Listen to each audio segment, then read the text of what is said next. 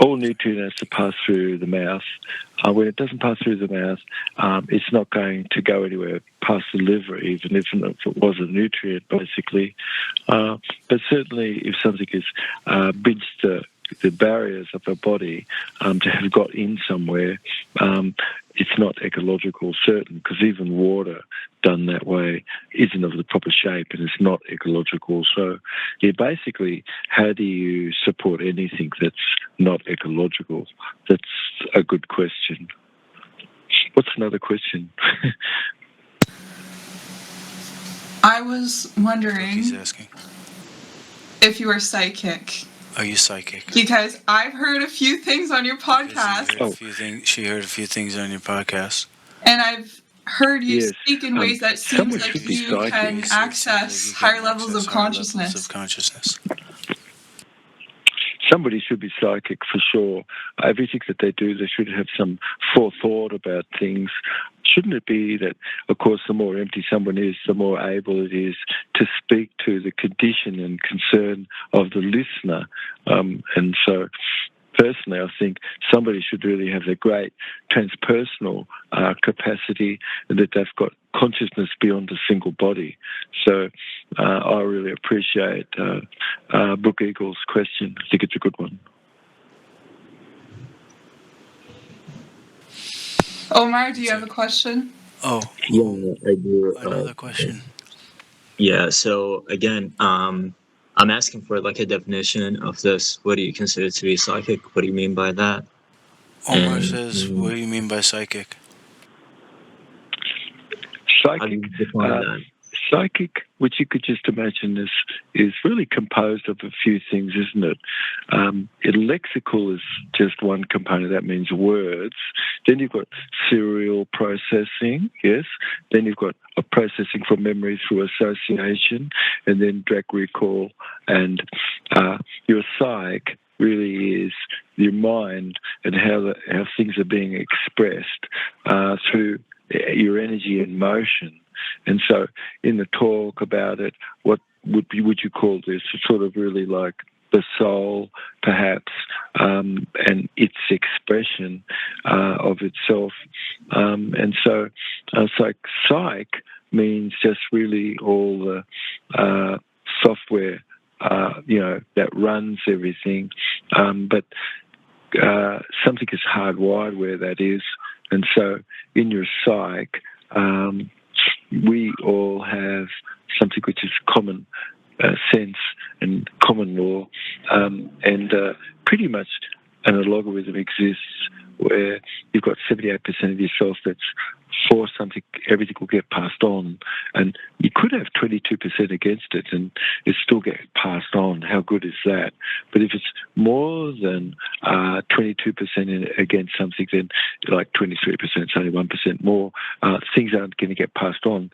So something exists that's really to do, like, what would you call attitude, or what would you call perhaps where someone is pre-programmed where things are.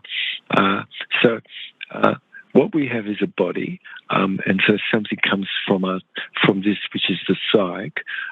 That's your body. It's kinesthetic, and then you've got something which is sound, where we are, where our senses are, and then we have vision, and how still or silent and transparent somebody is, more how receptive we are.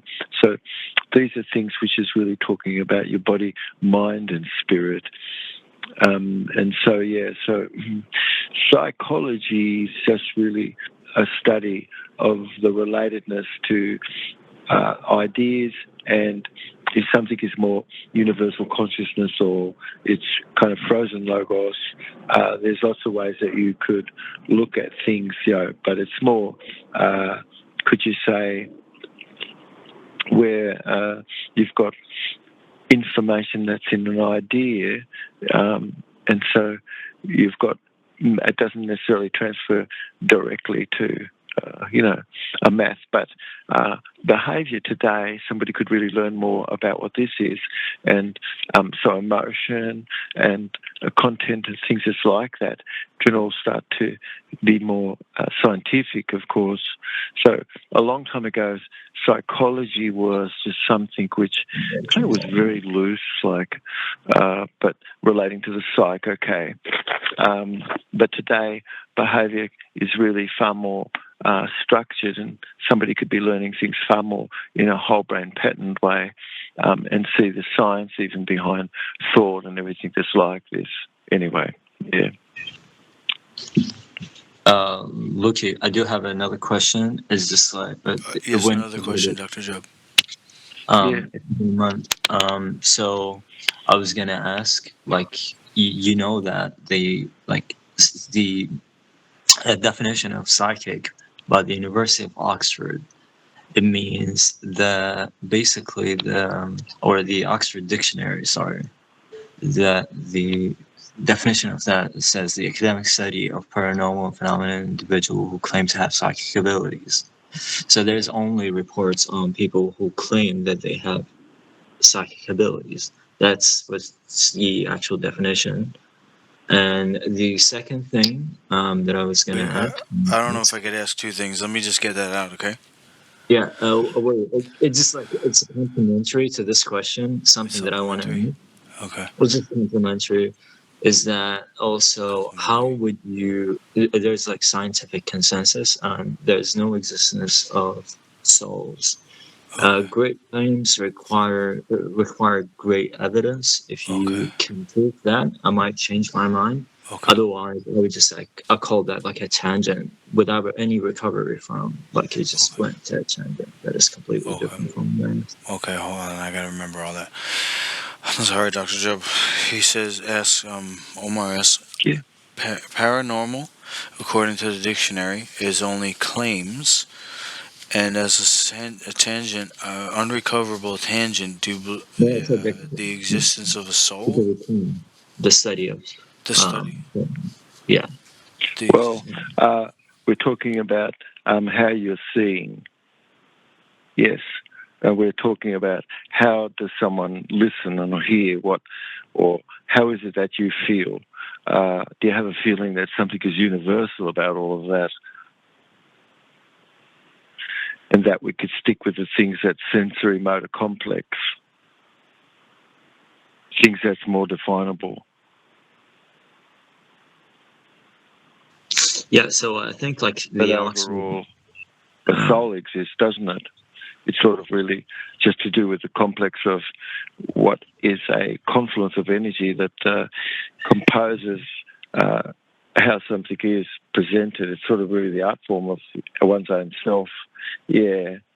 So that is sort of like a soul, we could say, or something, but these are very abstract. Yeah, can you ask him if he believes in scientific inquiry and scientific evidence? Why would he not provide scientific evidence again for the existence of souls? And if he was successful providing any evidence, which is he didn't provide, and he would never provide, there's no evidence.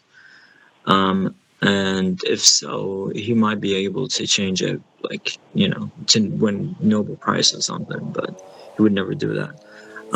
So the thing is, the scientific consensus on things like psychic abilities and things like that. It's all of that paranormal psychology. All of these things are complete pseudoscience and had no foundation or scientific. No foundation in and science, and provide evidence of a soul. Oh, yeah. Is that the question? That's a great question. Yeah. Yes. Unless you say otherwise, that was it, right? Yes. Our soul. Okay. So our soul is defined quite a bit because, the question of eye awareness and how aware someone is themselves. When you're born, if you hear we do this or we do that, it's the finest expression of I. Eventually, somebody comes to use the word I, which now they no longer are looking and thinking to themselves that this is something just separate at all. And defining I, how good is that? That's wonderful, because you can define it well and truly. Yes, because it is defined. And what's that? It's called empty space. Now, please don't say that's not defined. It is. Yes, it is. Why? Because you're talking about I, yes, and you're defining it. Shouldn't you? Of course you should, because when you do, now you're going to have the truth, aren't you? Because there must be something of I, which is absolute. So you're going to tell me no? It's like, wow, okay, so well, you've limited yourself big time. I is as empty as the stellar of space is, yes? So well, let's just get over it. If somebody thought, something caused something else, I'd say grow up. It didn't. Why? Because the things are multiple caused. So, but you could think about your own self and your soul good as we, more, yes, and omnipresent, and stellar of space. And now that's I. How good is that? And now you could have a body after that, which you look out into the universe, you could see the moon, the sun, and all the stars, celestials, part of your body. Okay. So, and it's like 4% of something that you could look at and see out there where you are. And this is all part of your body. Okay. So that's am. So I is this empty space. Try to define it another way, and I think you'll be really limiting everything. So that's pretty scientific, in fact. Yes? And so that is definable. And what's that? It's empty. It's called, nothing is absolute. And that's the only thing which is absolute. So why shouldn't people be thinking that they could define something? They should. I'm only sticking with quanta myself. I'm only interested in quanta. That's it, yeah? So could we just consider that what I just said is a quanta? Absolutely. And could we have a fractal of what this is? It's called a JC quanta. It's the smallest pixelated dot in space. And what's that? That's a small bit of conduction that's existed right there in space that, an inverse gravitational craft could get a steady state kickoff. And so that conducts things. So it's just like way beyond light, yes, this I. And so something is very indescribable. Yes, it is. Got to accept that. Good. Because now you have awareness of what's undescribable. And awareness is beyond the things you could describe, and it's beyond the things that could be conceived. And so today, as every show, let's take everybody we can to go to places which nobody has visioned before, and perhaps let's be taken to places where perhaps somebody's never felt anything ever before. I think it's really to be sort of more on the cutting edge threshold of everything. And how does that relate to, our topic today? It really is about vaccination. And where did that come from, really? So, got a little bit of an interesting story, tiny bit. But if any questions has come up, like during the show, I reckon that's really great because everything sort of really fits. Because one thing, like people are just going to go along with groupthink, aren't they? You could have some individual thoughts yourself, but a lot of people are just going to go along with groupthink. And so let's do what we can to change that groupthink. And that's what this show is about a little bit. So if we could think about things, orthophilics is really meaning straight with nature. That's all that means. It means orthophilic means straight with nature. That's it. And what does that mean? It means if something was meant to be in your body, it's going to have a totally different condition. It's been conditioned by life. If it hasn't been conditioned by life as an element, then it's just a mineral, and it's totally in the not proper format to be able to be assimilated where life is. If you don't have fragrant nutrient, yes, well, do you know how minerals are transported? Minerals are transported through lignans, which is only the fragrant amino acid. That's it. That's it. And so go ahead and ask anybody else, do they know how minerals are transported? They should. Now they don't. How bad is that? This is part of the problem, I'm telling you.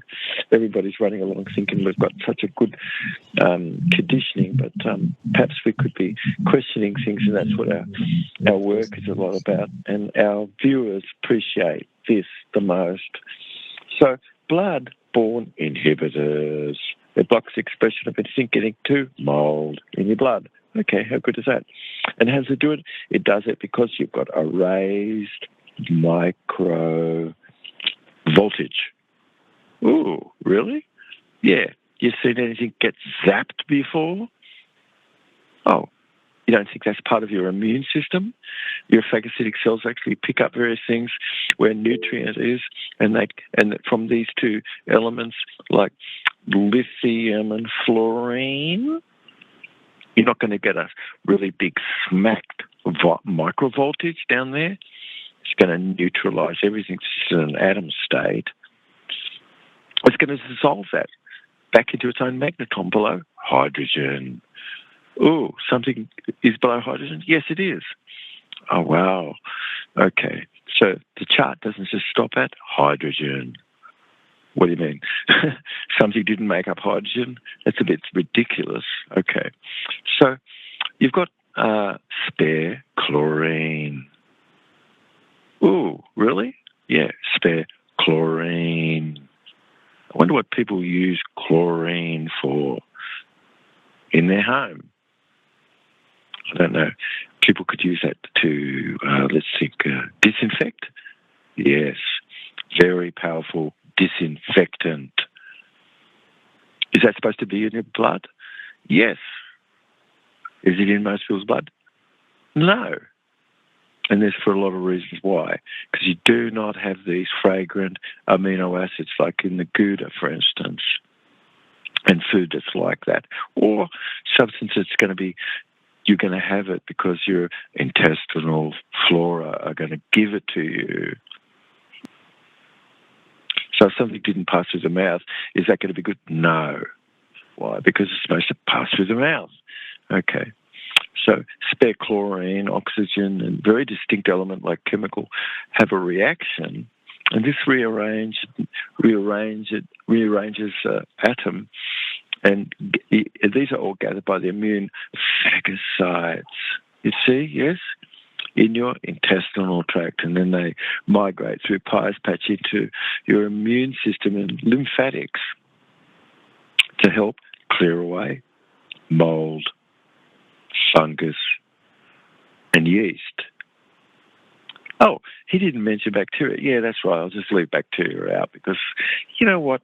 Everybody's just like leaving all these other things out. So let's just leave bacteria alone because it's really ridiculous. Yeah? Stick with mold, fungus, and yeast, and then you'll get the bacteria as well.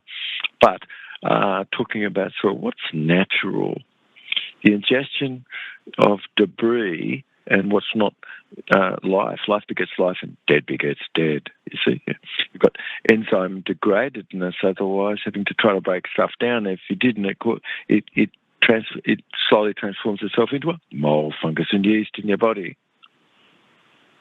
Unless you've got these workers there. Oh my God, phagocytes. Thank God for those. Type of white blood cell, and just looking around, sniffing and finding a bit of toast that you ate, you know, or a bit of duck pate or whatever somebody ate, and it's going, oh wow, I'm going to get that. Starts to clean it up, tries to. But what have you got in there to help with that? You're looking at an engulfing macrophage under the microscope, and you're looking at your blood and you're looking at the neutrophils and you're looking to see how active they are or if there is any need for them to be, like you've got a lot of debris where the blood is. So what's non-ecological? What's non-ecological? Well, what does that mean? It means that's not found in a body. It's nothing like anything that you could find in a body. You're not supposed to find mold, fungus, and yeast in the blood. No. You're not supposed to find it having, bacteria turned into these other things. You're not supposed to find that in the blood. No, you're not. But what happens if you find mold, fungus, and yeast in the blood, which most people have? if you've got any cognitive condition whatsoever. If you've ever had an inflammation in your gut, it's probable you've got conditions where that's gone right through the body. So why don't you do something to get rid of the mild fungus yeast? That's what I'm talking about today, just a little bit. But also talk about bridging the membrane, like with a bit of fencing wire that's hollow and sticking a bit of horse blood or monkey blood down there or something. So phagolysome really is what's applied, and you have this hypochlorite, which is so powerful, it's just going to dissolve everything. How good is that? So, but you want to keep all of that stuff out by thinking about doing live food. Anyway, white blood cells, because our cells, not corpuscle, they've got DNA, that produce hypochlorous acid. And it's the body's immune response to pathogen and detecting and clearing that away. So the white blood cells are like neutrophils, because the red blood corpuscle transmutates itself into a neutrophil and engulfs substances and things. So that inside the cell you have enzymes right deep in there, and you've got myeloperoxidase, and it uses hydrogen peroxide and chloride ions to be able to create hypochlorous acid. It's very powerful disinfectant that wipes out mold, fungus, and yeast. Do you have that if you have eaten dead food? No, you don't. Okay. So most people who have eaten dead food, has anybody eaten dead food and just have clean blood? Absolutely not. Okay. So has this got anything to do with something being injected? No, not at all. This has just got something to do with disease itself, all right, and clearing that up. And having a scale of economy that's going to do that instead of distract you. So cystic fibrotics just means you've got sticky mucus and a challenge transporting the chloride, the chlorine, the chloride. You've got trouble transporting the chloride molecule and bicarbonate. They are north negatives. And so what happens when you can't transport any more north negatives? Oh, wow. Yes.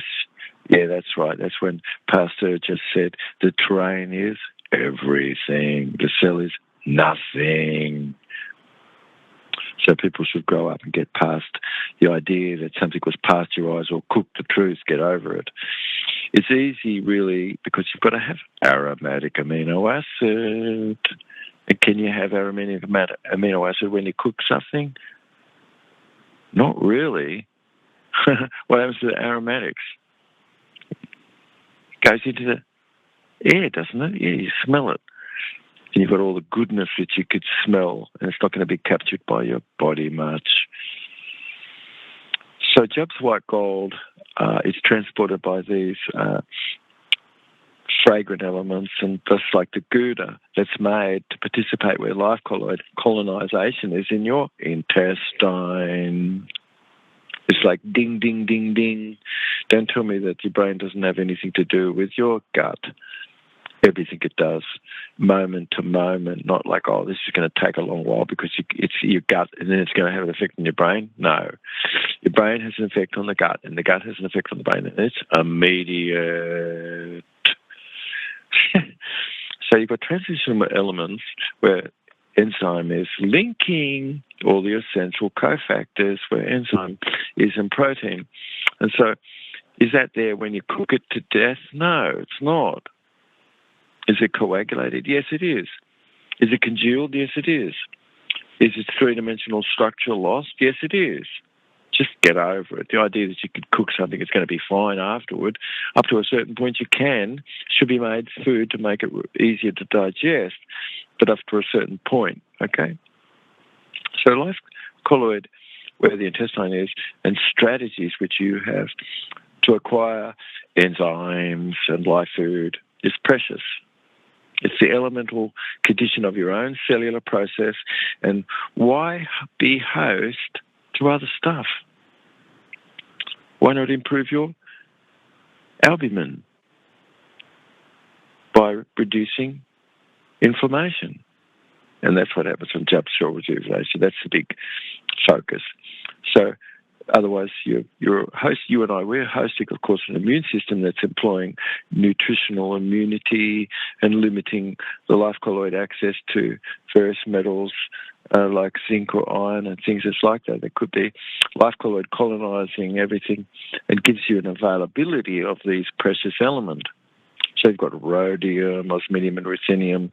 You need rhodium and potassium rhodonase to clear away most of all the toxin. Are you supposed to have that in your sweat? Yes. Do you? Maybe not. You're supposed to have that in your saliva? Yes. It's the primary substance that breaks down, cyanide and also diastactic toxin and heavy metals. Is there any other toxin? No. Wow. So it breaks all of those down? Yes, it does. If you've got it in your body. But do you have it if you're just cooking, if you're just eating dead food? No. Something was just pasteurized. That's what happened there. Somebody's just making a lot of money from something wrong. Okay. So life colloid ability really acquires a sequesteredness and influencing your colony behavior where your intestine is and through your body. And we have natural pacification, which is not an antibiotic. No, it's more than that. It's anti-fermentation. Okay? It's anti-fermentation outright. So a natural pacifier, that's what that is. It means that you're bringing in things that's going to block and stop your blood from rotting and breaking down. You're bringing something in that's going to stop all of that. And these are called natural pacifier. You have a tolerance and you have what's non-ecological life colloid otherwise because your tissue breaks down into non-ecological life colloid, not another way. It's not caught outside. Nothing is. Not really. Except, of course, you could have parasites that come in that got into the intestine, and then all kinds of cysts and things could be laid and stuff, and that could have gone through the body. But how could it if you've got proper conditioning of your blood? It can't. Okay? So that's what this show is about a little bit. So if you guard against all the whimsical sorts of diseases and things, and you've got micronutrient that's going to help you do that.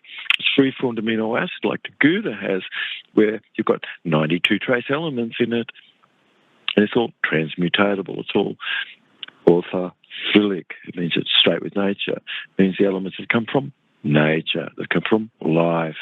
It's not just mined from the earth. So you're able really to bring in an array of traditional elements and make phagocytosis, which we've been talking about, and enzymes are needed for this. Plus you need cofactors and things to be able to have superoxide dismutase. There's really powerful enzymes using copper and zinc, and you must have these enzymes, and it relies upon manganese and these sorts of things to have proper catalytic activity. So could you bring that in where you just maybe got some rock salt from an inland lake? No, not at all. What if you ground up a rock and with citrate or mix it with something? No, not at all. It has to be more in its monatomic state, and like copper that comes from a flower, it's transported by fragrant lignin. And this transitional element is needed to get it past the blood-brain barrier. And so you've got substances like boron that could be transported and minerals transported also. And it's very key, all of this, to have proper quorum sensing through the body. Quorum sensing is used really, and it's a large variety of life colloid which regulate gene expression. and the cell density and very dependent sorts of behaviours which are homeostatically regulated. So life colloids synchronise the population or where the behaviour is and use small molecules called autoinducers that produce cognitive types of synthesis and recognise sort of specific receptor sites where things are turned on or turned off by parasites instead. So you've got parasitology and how a parasite could suddenly have taken over someone's will or their soul. And so the soul no longer was there, like it could have been. So the life colloid really are astute, and they have their own quorum sensing, and they're living in a mutual lived relation with you, good. But when the terrain is not right, they're just turning to their own demise. I'm sorry. That's what happens, you see? So it's critical because it's regulating the diverse life colloid cellular function. And don't tell me anything about injecting something in there, because that's going to be really bad. We're not talking about that. But the life colloidous bacteria include all the photonic and magnetic sort of sporulative types of expression, and a life film and a formation is around all the cells. And you've got abiotics. What's that mean? It means it's going to stop fermentation. It's going to stop that tissue from fermenting, rusting, rotting, and breaking down into bacteria, mold, fungus, yeast. Did that have to come from outside the body? No, not at all. Let's just relax about that idea that you caught that from, something. It's like, that's ridiculous.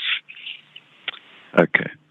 So the best studied sort of autoinducers which are engaged in quorum sensing is like this homoserine lactones, a molecule like this.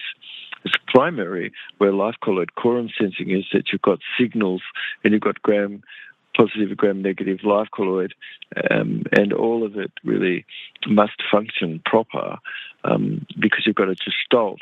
So quorum sensing is where you've got gram-positive life colloid and the cell-to-cell communication system, and you've got peptide autoinducers which regulate that gene expression and things.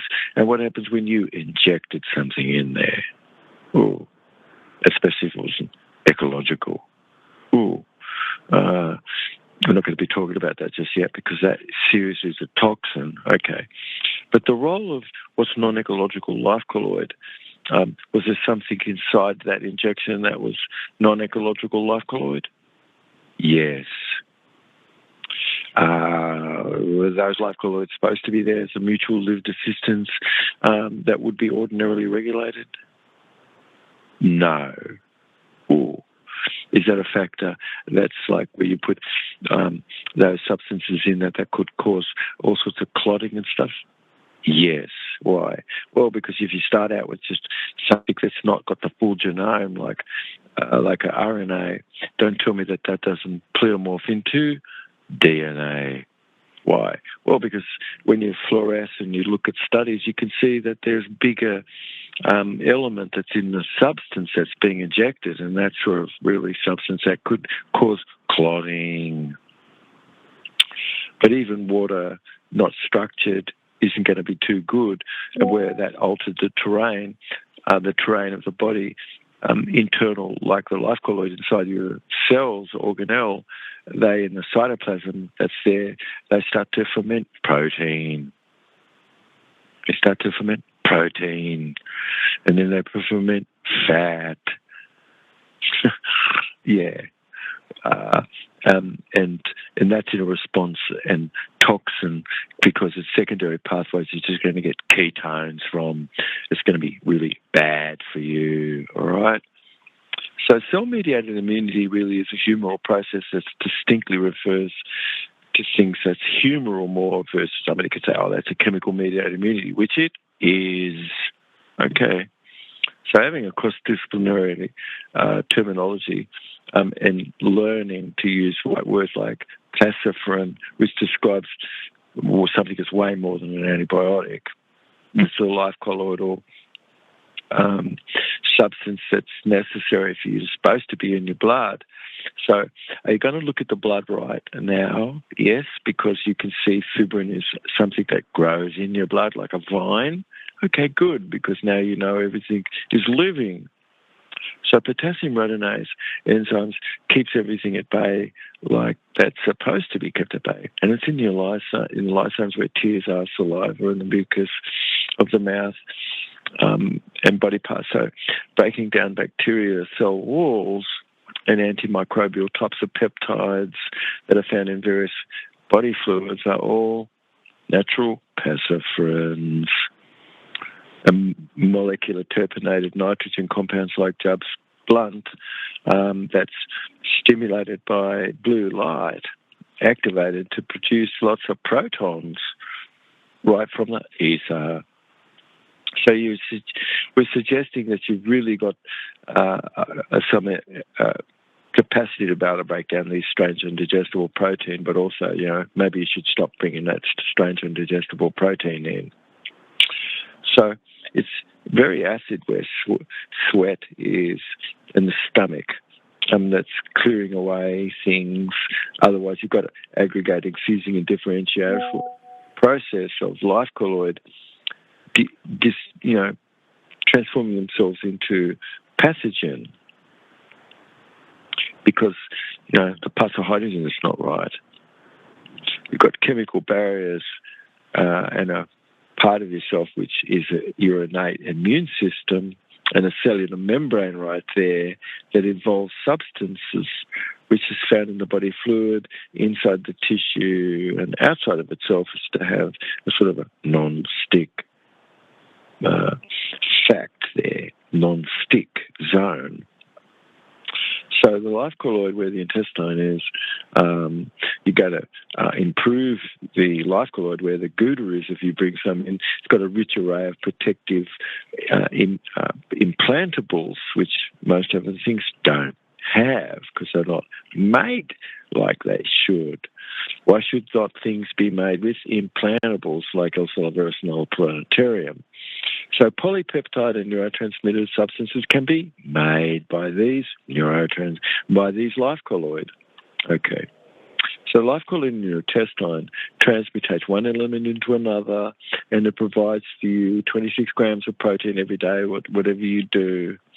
And it's balancing your immune system and training the immune cells, and it's protecting everything against the poor terrain, and it's allowing whatever would be non-ecological to get cleared up.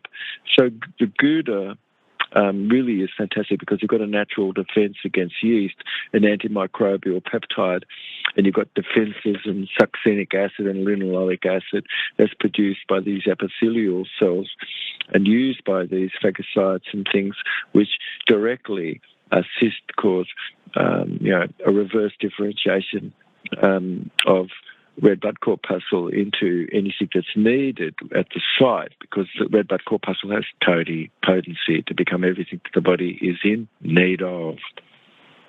So life colloid in the intestine really unknown at the moment to science. How about passing this podcast on? It really is the life colloid that transmutate one element into another. It's producing polypeptides and interleukin and interferon and types of cytokine, which is mostly completely unknown. Why? Because even enzymes, it's unknown how they get transported. How bad is that? Too many things like blood is made in your intestine, blood is made in your lungs, and not in your bone, even though it can be. So how about you look into this work?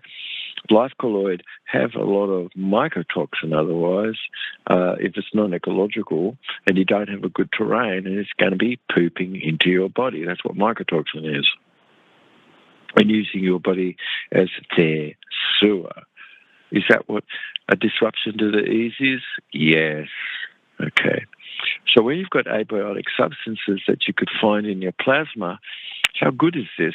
You've got inorganic salt, electrolyte, you've got dissolved magneton, very crucial for maintaining your own body's osmolytic process, and parts of hydrogen, really to have proper nerve muscle activity. So mineral, really like those white gold, the magneton in this, and then iron and phosphorus and calcium and silica and magnesium and potassium and sodium. What can I think about? Let's see. Chloride, I didn't mention that. Iodine also. Bicarbonate, okay.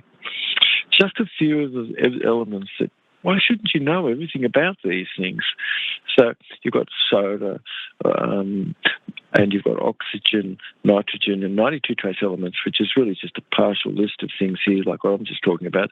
So abiotic nutrient are the substances that block the life colloid double spore from aggregating, fusing, and differentiating from the blood into fermentive forms that then get their energy from aerobic glycolysis instead of oxidative metabolism, and that's called neoplasm. So a healthy, simple fetal cell is just endoblastic, and it's life colloid double spore that's making this up, and when a pressure is got to, it switches over to oxidative metabolism, but it always retains that memory of that fermentive state because it used that to grow itself. So what's extravasated as a red blood corpuscle, meaning it's outside the vessel and it's just stuck by some endothelial cell there, it's just getting a sense of what to do. You'll see the double spore aggregate, fuse and differentiate and pleomorph into anything that's needed at the tissue site, but that could also be neoplastic because the terrain wasn't kept. And the blood-borne inhibitors weren't there whilst you slept at night. So blood and the blood-borne inhibitors really have to be there to have proper homeostasis. You have to have these natural pacifirin, and that's you've got to be then have a good night's sleep, good, and now you're going to be dissolving substances that meant to through pancreatic enzyme.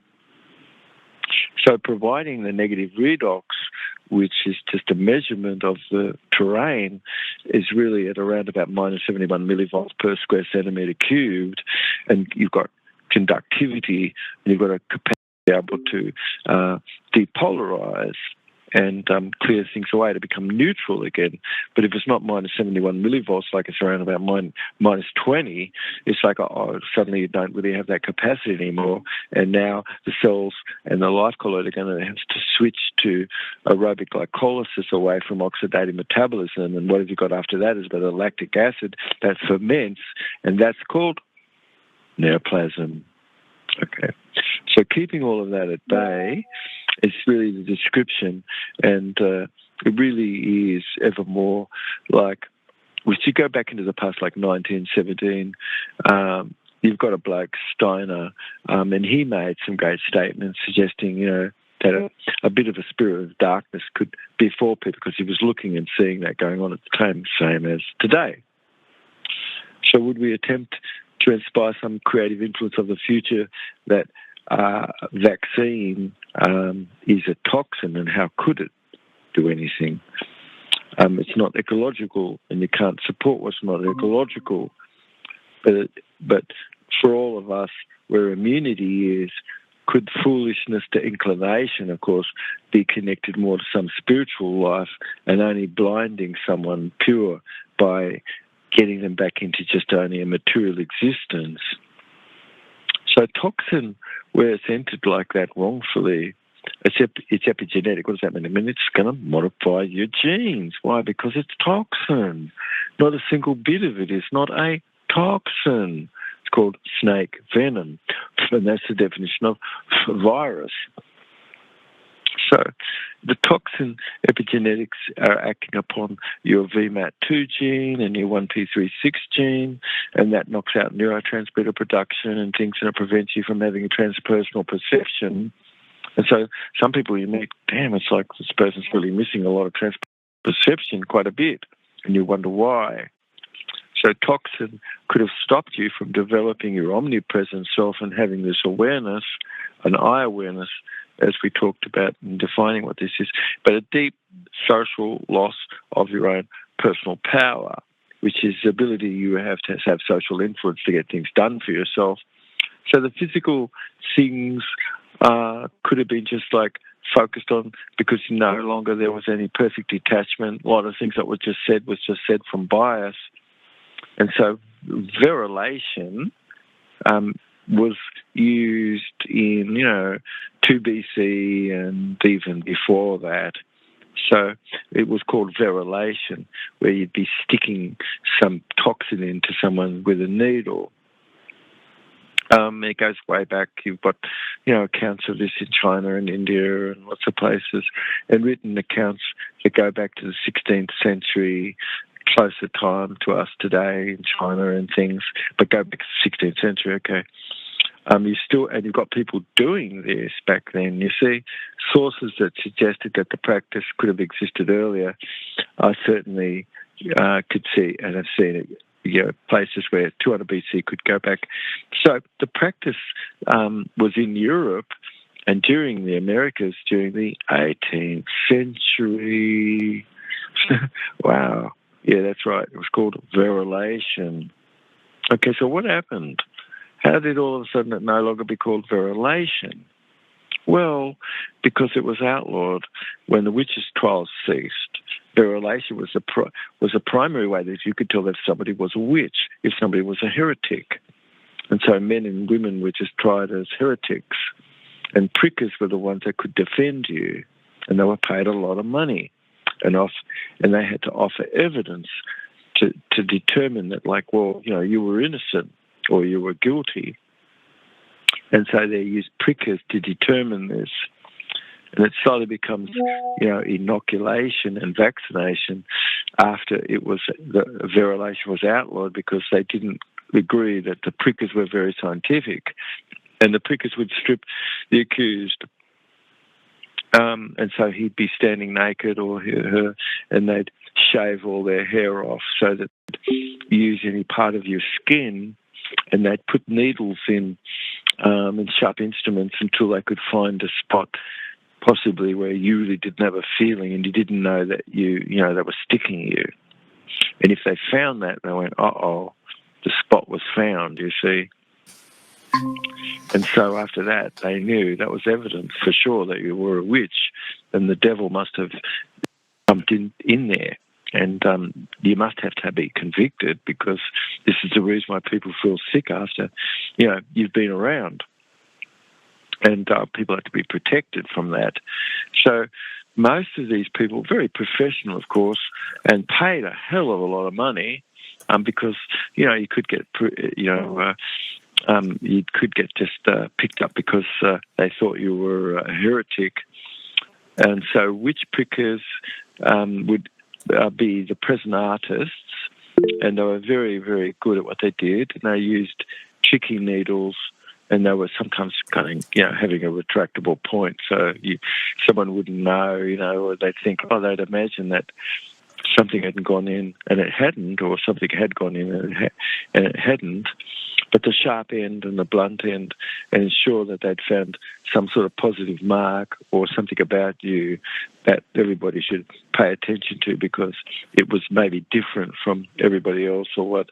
And so, they had to have these people to be able to punish these and put these people to death, because everybody was very fearful.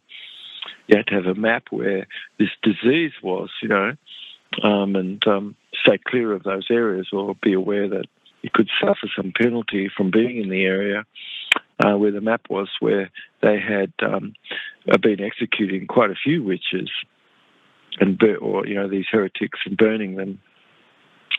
And so a lesser heretical offence could be, so you made somebody sick for 1 day or 2 days. They were upset from what you said.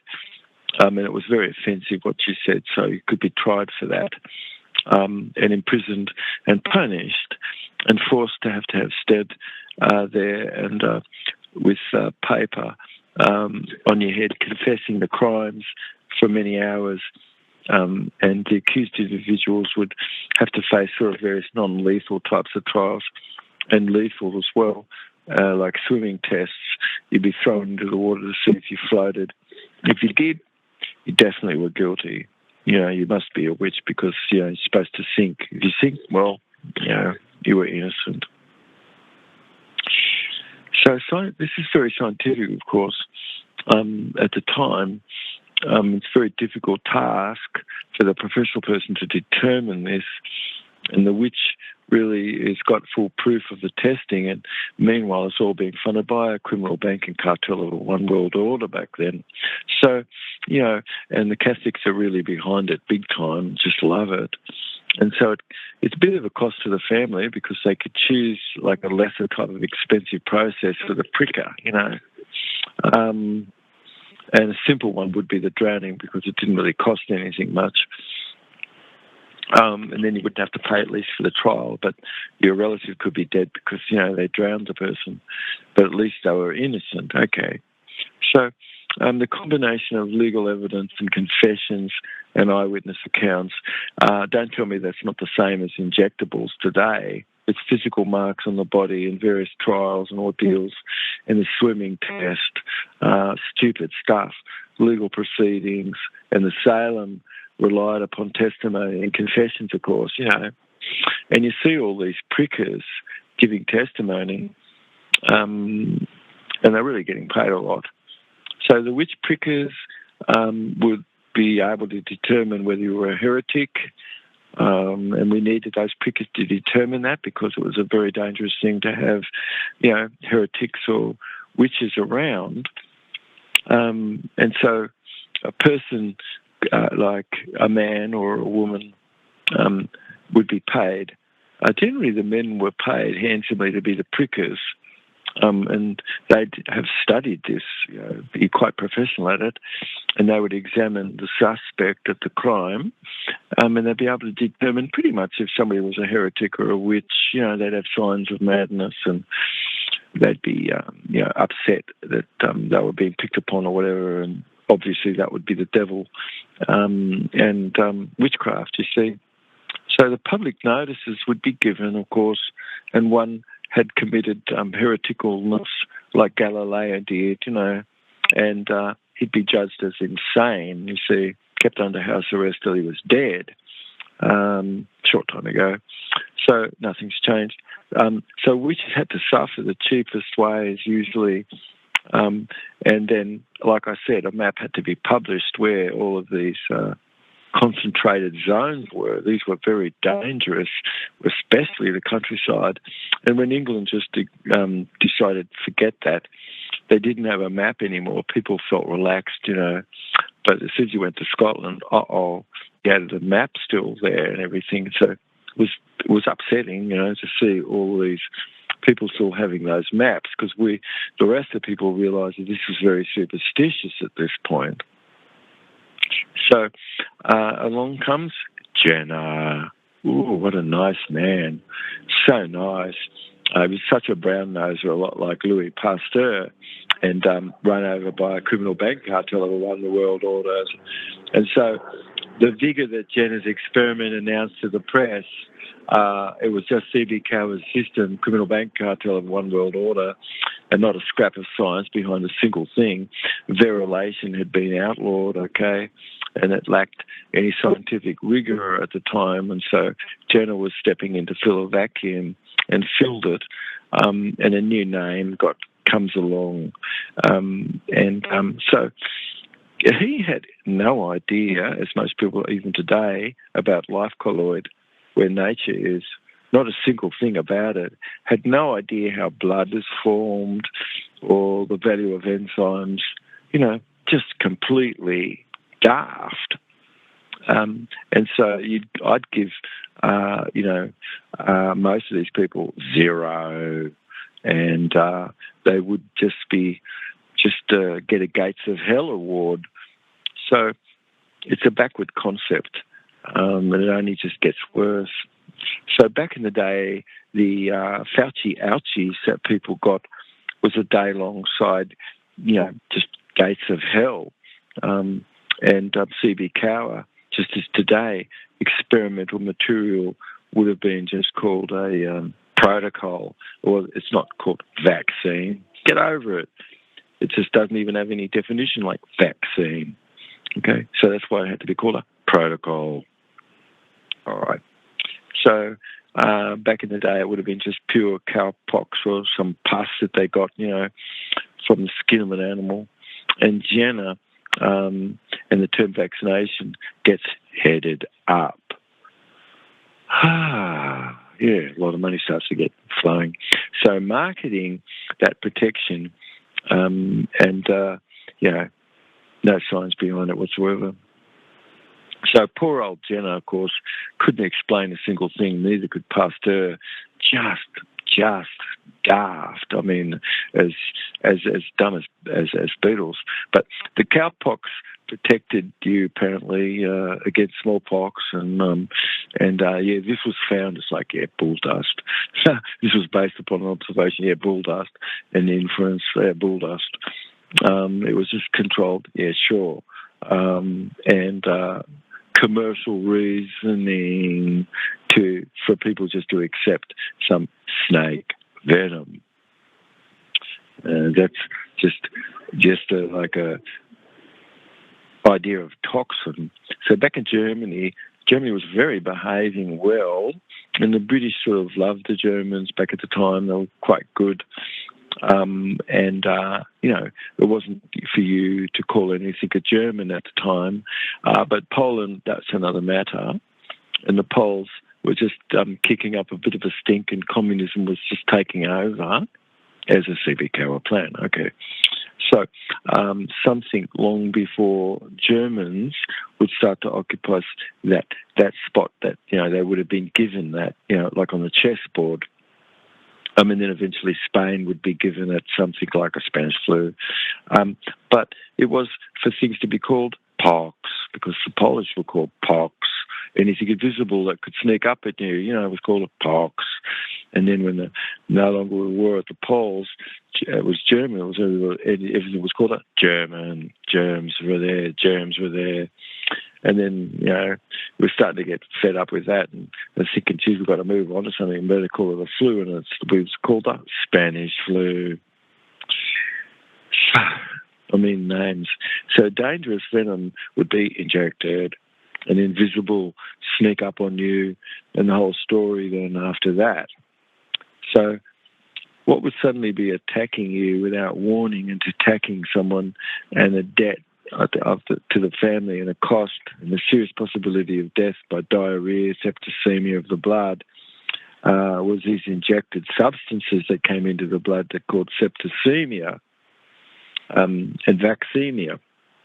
And so, it was called the pox. And for a while, and then comes along, the Germans and the Spanish. And if you go back to the Spanish flu, you've got soldiers that come out of Fort Dix and others, and they're all shot before they left the shoreline with unadulterated horse blood. Thousands they were lost from the list. And so still to this day, could they be described as having not made it? And so it was just too bad. I mean, that statistic doesn't look right, and covered up. And so everybody was shipped off to Spain after they were shot, and many died from the vaccine, you see. And they called it Spanish epidemic. It was a pandemic, and no different from swine flu fiasco, where they said, wait a minute, I think we're going to put jumbo jets and planes into the picture.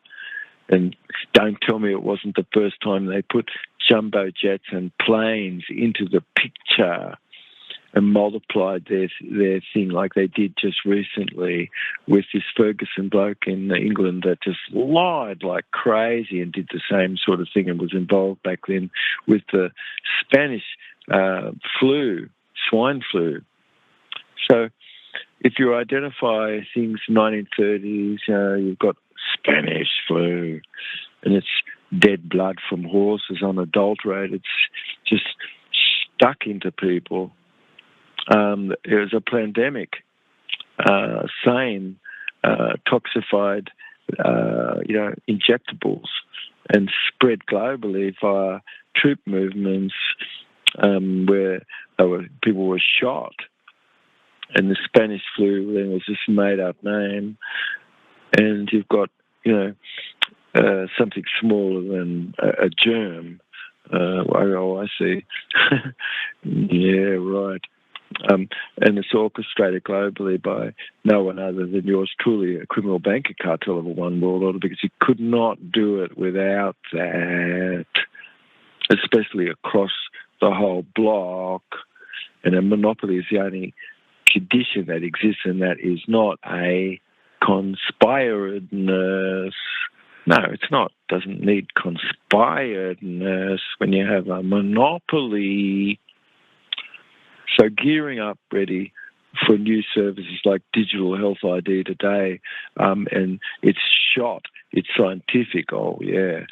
It's a new deal, like Uber's come along or something, and a virus, like a snake venom, and it causes blood to clot. So swine flu fiasco was in 1976. You got back in the past before this and fought Dietrichs and things. You've got soldiers pin-cushioned again, suddenly falling, and previously some unrecognised condition, same as swine flu, the pig market, just to be taken over by some company. Don't you think that stuff goes on? Please. You'd have to be a nutter not to say that's not going on. And it just costs way too much to continue to uphold that.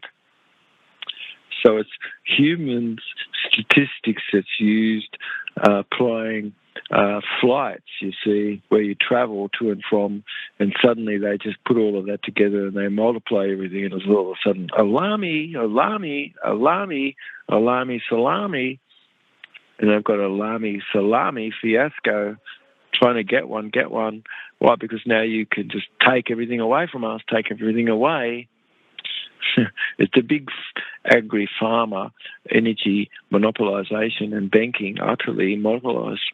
And so nobody could say that there's not a hand above the government, and nobody's going to say that the Catholic Church, with all the Jesuits and all that, don't go right across all the globe.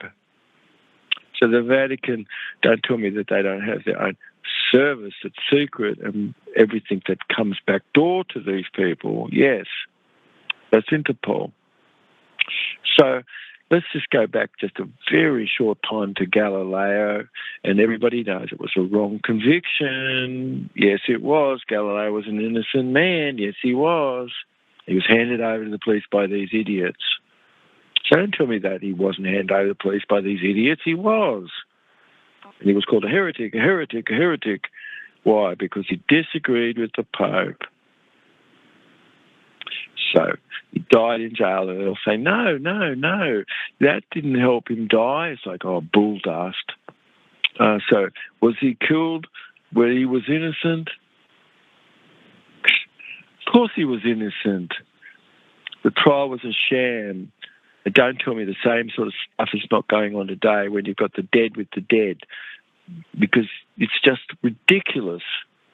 You can't get anything in some sort of commie plaint. You have to have a claim. So, yeah, Galileo was dead. So nobody could tell me that a better story that, it really was the Catholics and the Pope and the black and the grey Pope running all the money exchanges back then. And don't talk about the white Pope. It's just bull dust. We're talking about the black and the grey Pope. Okay? So house arrest, a bunch of financiers just like wanting to keep what they want for themselves, and it's a me see 'em, you don't. Yeah, like the Smithsonian.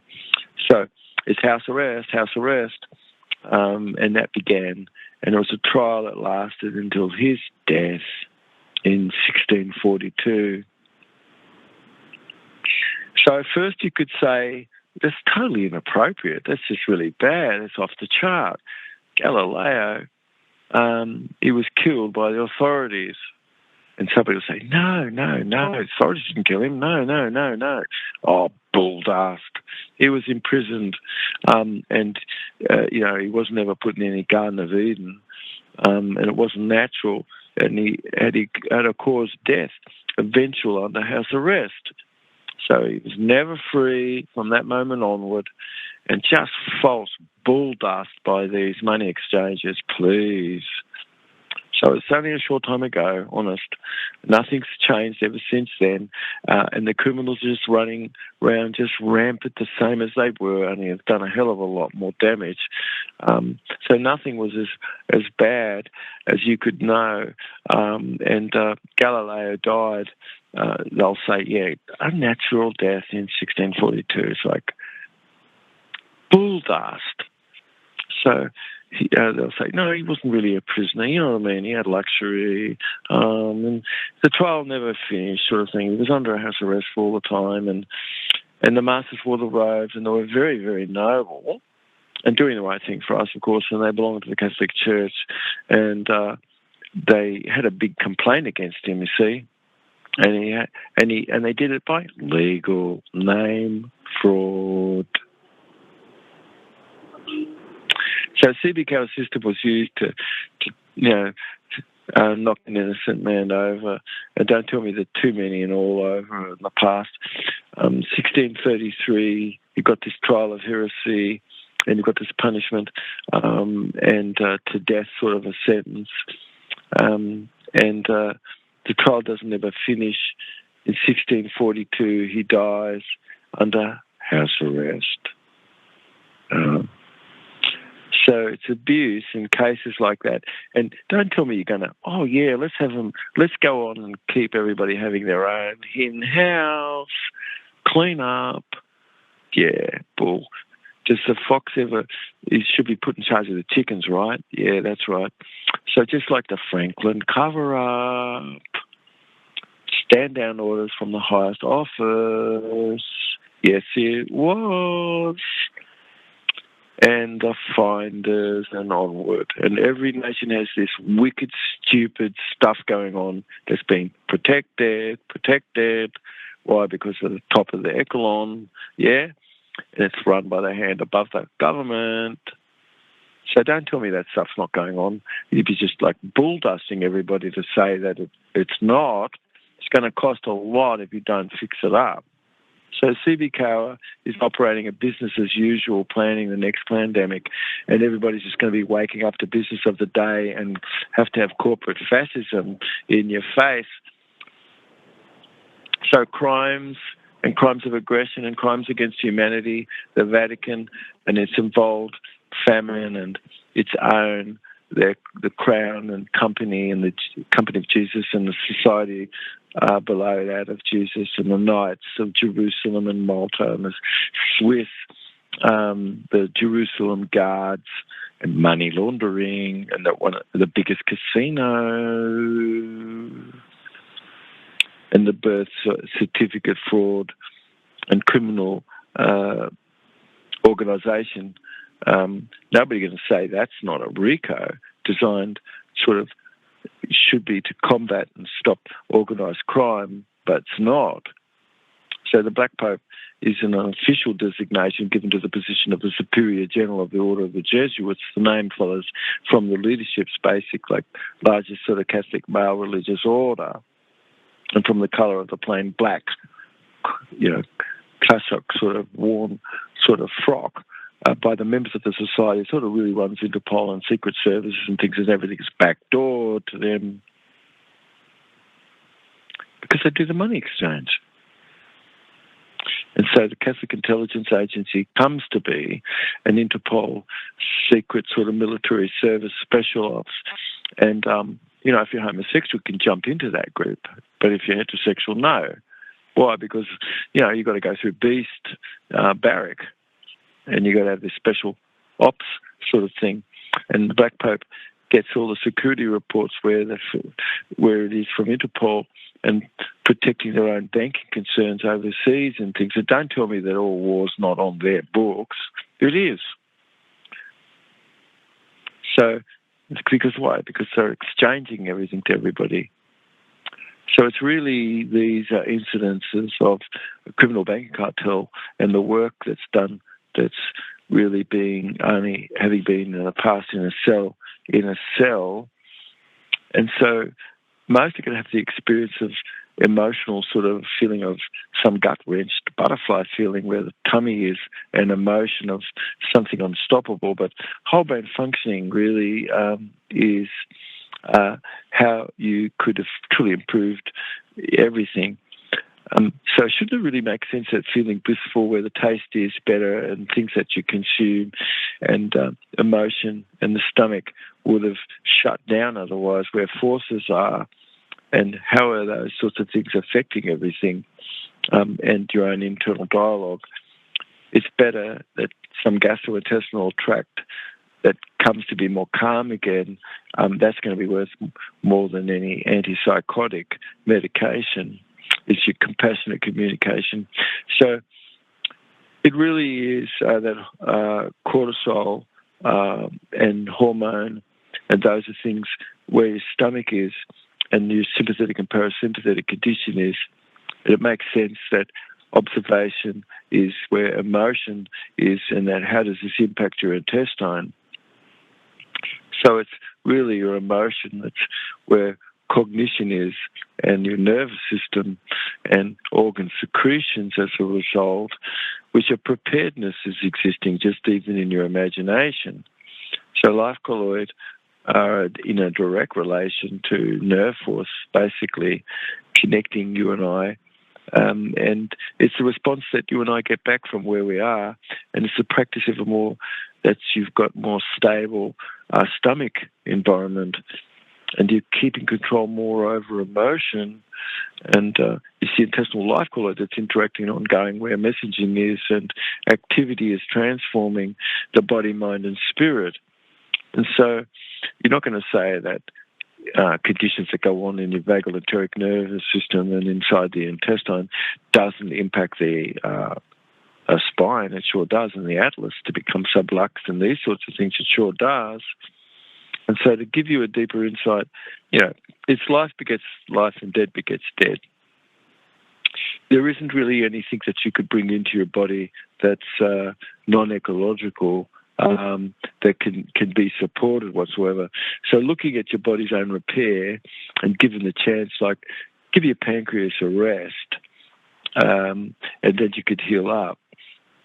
And, you've got restedness and nutritional fasting and cleansing, and you've got a whole range of conditions like myelin sheathing otherwise that could have been made out of rancid fat. It just gets broken down, and it gets into mycoplasma. And isn't that multiple sclerosis and conditions like that? Yes, it is. So looking at, could you bring in some nerve growth factor? Yes, you can. It could have enhanced your healing through bringing this phytonutrient in. And so otherwise Parkinson's, dementia, multiple sclerosis, and these sorts of things, and blood picture only can have existed, and it would have been a changed cess heap. So dementia, where pancreatitis is and Crohn's disease and these things, all can always be healed up where you stir it, make your blood more clean again. So the past 40 years is certain that I've witnessed things in Jubb self-rejuvenation more toward a very deep promoted remyelinization of your nerves and an understanding of things to be able to help heal multiple sclerosis up and seizure and these sorts of things. So it's varying types of abnormal magneton where the disturbedness is of mycotoxin, where the blood is, and tissue, and getting something shot into you is not going to help that at all, the opposite. So keep in mind that there's a debt, and you're ending up with a lot of garlic acid and uric acid crystal and calcium phosphate and carbonate stone in the body that has to be dissolved, and it's all there in a film as a layer of lipoprotein A and plaque and microplastic. And don't tell me that that's not got to be cleared away. And that's not the substance that's there. And also, like, you can see heavy metal and glyphosate damage where you're looking at blood under the microscope.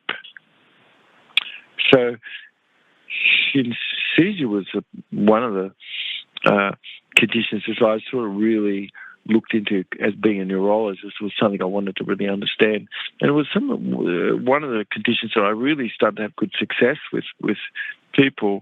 So ictogenesis is the process of a transition of a normal intertritual sort of brain state. And a seizure is a complex process which could be stopped by Jubb cell rejuvenation. It's miraculous because it really results more from a calming condition that you're giving the brain. And so it could be maintained of its balance between excitation and inhibition. And your neural network after this, you see. So key mechanisms that's involved is a combination of cellular network levels and the perturbations that is existed where magneton valence was, and that could have been not normal. Okay, and you're normalizing things and healing conditions up. So magneton valence and the study of magnicity, you've got abnormal neurotransmitter signaling afterward and inhibitory neurotransmitter not being present. So it was, for me, this father a long time ago, looking into this whole condition, I saw that involved GABA-amino benzoic acid and glutamate. And that's factors that targeted the injunction of the cell. So rejuvenation would stop the neurone and stop its synchronized types of abnormal conditioning.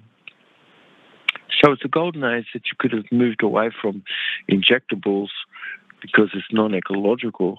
It can't be supported. It's a mind thing.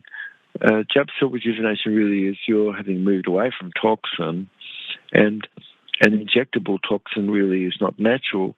It's non-ecological.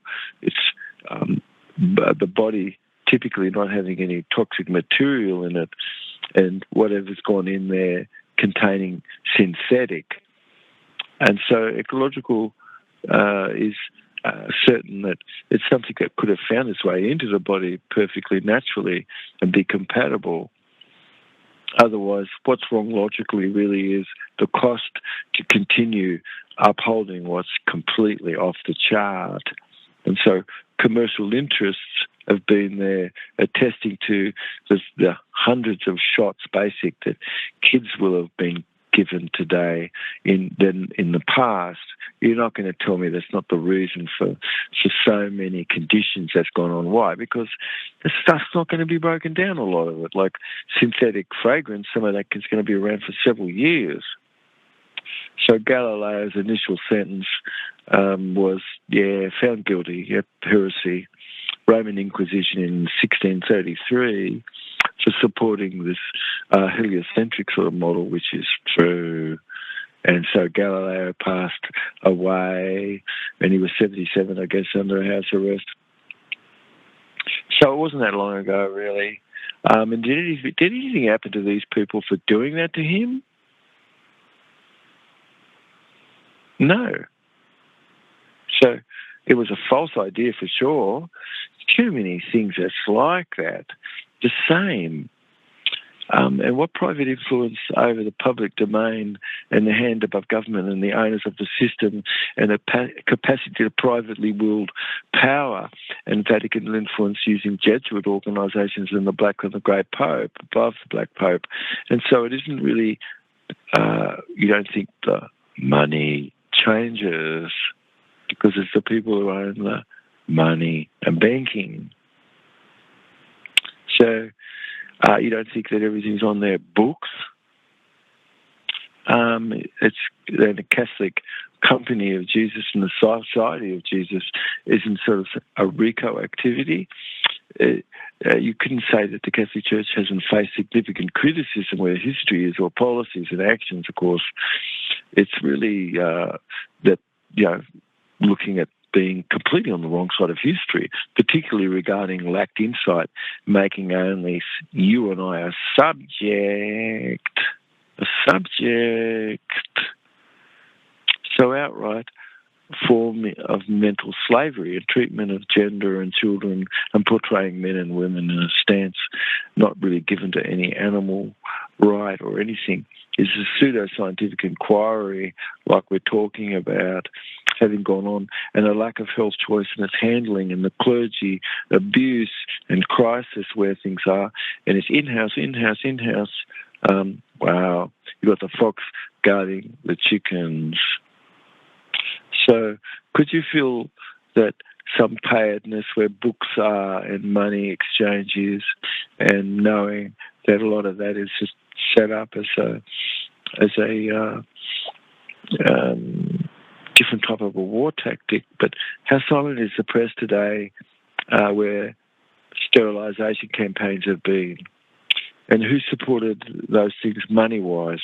And who's behind the Liverpool Protocol that ends your life by computerising that into eugenics and intertwining some ageism, which is the science that's only going to see you useful till you're 59 and then your usefulness is done. So you don't want to live more than 59. And so you're either a work whore or you're not a work whore, and that's it. That's how you're classified. And it's fascism, and, because you're just on somebody's plantation and it's their rules, not yours or mine. This is really dumb. So institutionalised RICO is you or I or others just having seen units just continuously being acted upon like Pol Pot. Was Pol Pot protected after the killing fields in Cambodia in 1979? Yes, he was. And this is the same type of allowed proponents to justify forced sterilisation? Yes, it is. And so are you going to say that under the guise of some lure, of some promised service and some necessary social public health intervention, it's just a social Darwinism on us that the Catholics have all pushed, and it's a concept of survival of the fittest, and institutionalising that. And so you're only a subject under that birth certificate fraud, and the people, and where the Pope's view is subject to the Vatican and Abelgate. What does that mean? It means the Pope's your boss. Abelgate, it means the Pope's your boss. Can't have somebody else as your boss. The Pope is. So it's a silence where banking is, and it's led by that group, and social challenge where anything is an inferior genetic makeup, that's what it said, and that's just, no, it's not that whatsoever. It's negative economic inductance outright. And how can we support that continuing on? So under the system, you're only an infant descendant since 1666. So it's like a few years after they whacked Galileo. So, but behind, they burnt the city down and they said everybody's lost at sea after that. And so fascism is, they mixed up, and now you're dead and only a fictional person, nobody's living anymore, and you're only under a corporation and inside a corporation and not coming from the land anymore. And so this is a subject, and this is what communism is. So the person is the word is a state of mind. It means that means an office, a utility number, and it's not you, the living being at all, and you're just a human mineral under that. And so the power of intervention, and where institutionalised conditions is corporations don't have any power whatsoever, and a corporation's not going to listen and hear you, it can't. And so it's just an outright slaved condition to genocide, basic. So international community, including everything set up under this criminal banking cartel of a one world order, like the UN Security Council, and downplays all the situation of an internal conflict. And it's designed to choose just to reduce any activity whatsoever rather than reinforcing what should be. So, it comes along, doesn't it, in 1944, the UN, and its delegates, and its in-house given, and it's the CBCOA system itself, gold's handed over to these few people, and they didn't care whatsoever who gave them the gold or ever giving them gold back in this day. And so under CBCOA system, only once was it ever talked about the money mechanics. Gee, wow, really? Yeah. The last time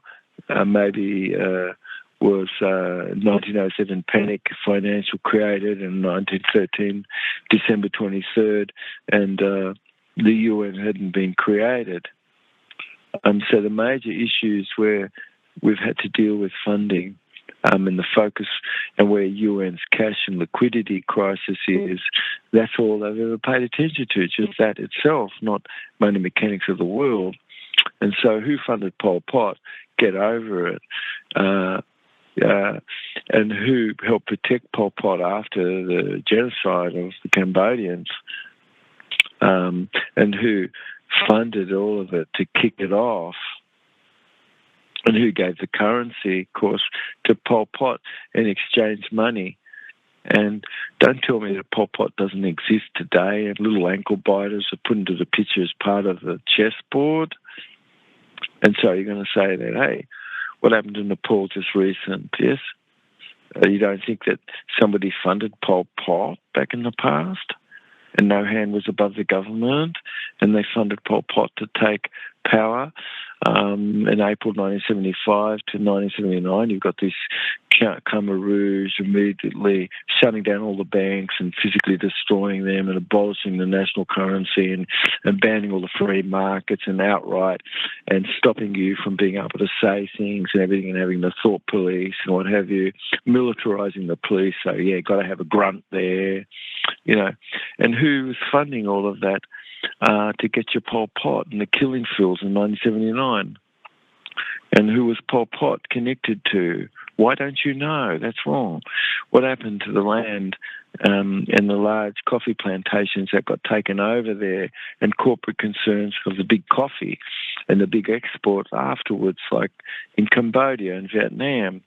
So you have neighbouring Vietnam saw the major investment of coffee production after the 1980s, and primarily was East Germany and addressing sort of coffee shortages and things in the Eastern Bloc.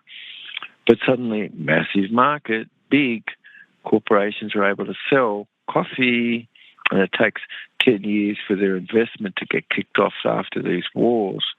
So the program for those who just would get the land for nothing and then own the coffee companies and stuff that would...